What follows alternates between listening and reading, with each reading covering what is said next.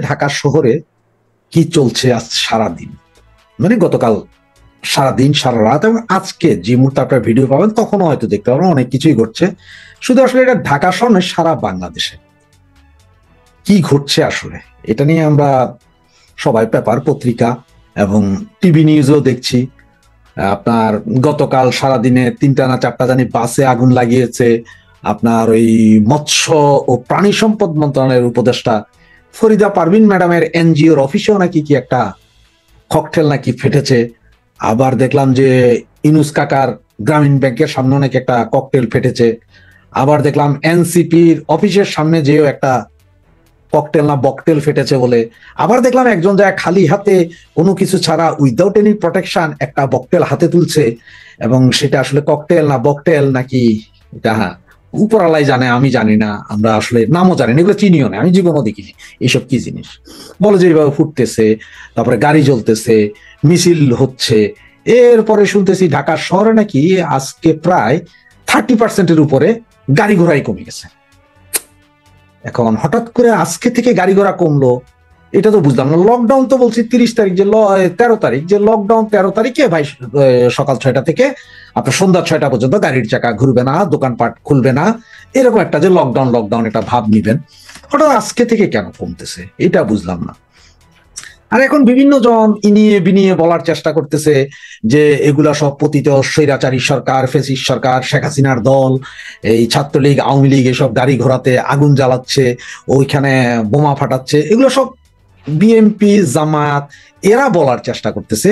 কিন্তু আসলে আমার মাথায় ঢুকে না যে বাংলাদেশ আওয়ামী লীগ তো নাই সারা বাংলাদেশে, তাহলে এগুলো করবে কি?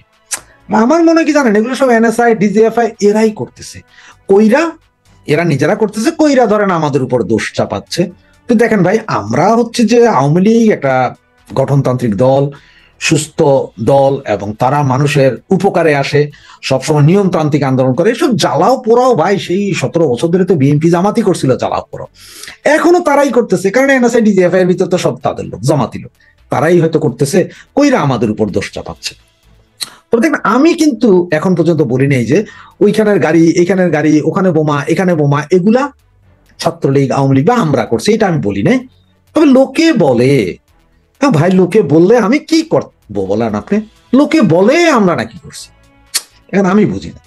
আর আমাদের পোলাপানের মধ্যে তো অত সাহসও নাই আসলে যে ধান করে একটা গাড়ি জ্বালাই দিলাম, এই সাহস কি আমাদের আছে এখন? নাই। এটা এমনি ডাক দিলেও এখন 2-4 জন পাওয়া যায় না, আমরা করতে গিয়ে। এখন হয়তো দেখা যাবে যে কালকে হয়তো দেখা যাবে যে সারাদিন হয়তো 50টা ব্যাংকের ভূত কে বা কাহারা ভাঙিয়া দিছে রাইতে দিনে মিল্লা।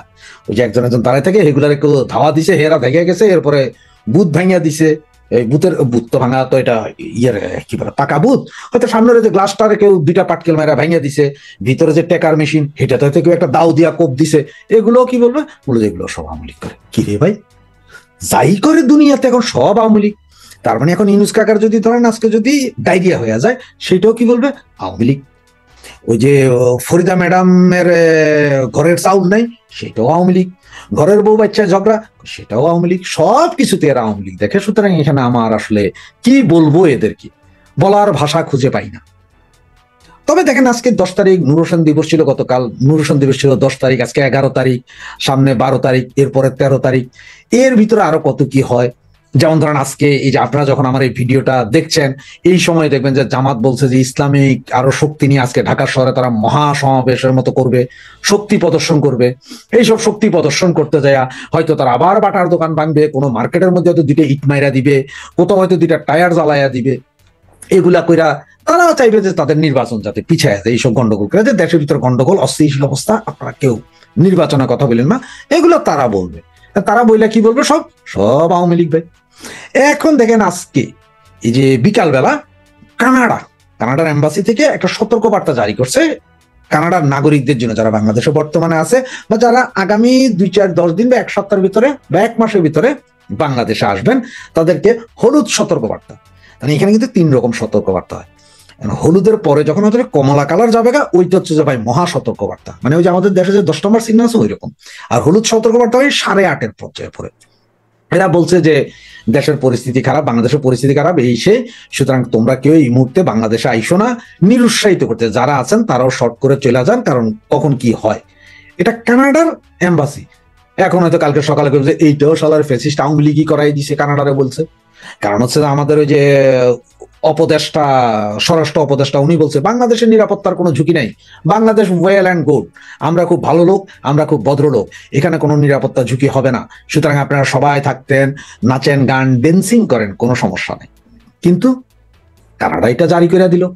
এখন এটা কানাডা যেহেতু জারি করছে, এরপরে তো ইউরোপীয় ইউনিয়ন জারি করবে 2-1 দিনের ভিতরে।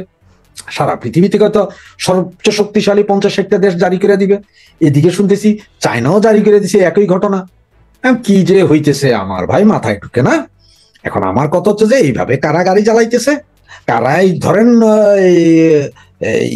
কি বলে আপনার টায়ার জ্বালাইতেছে, আর কারা ওই যে কি জানি লাল একটা ট্যাপ দিয়া পেঁচাইয়া পেঁচাইয়া দেখলাম ওই যে একজন উড়াইতেছিল, এগুলা কারা ফালাইতেছে এগুলো কিন্তু আমি জানি না। কিন্তু এই জামাত বিএনপি বা এই ইন্টারিম গভর্নমেন্ট বলতে সব নাকি আওয়ামী লীগ।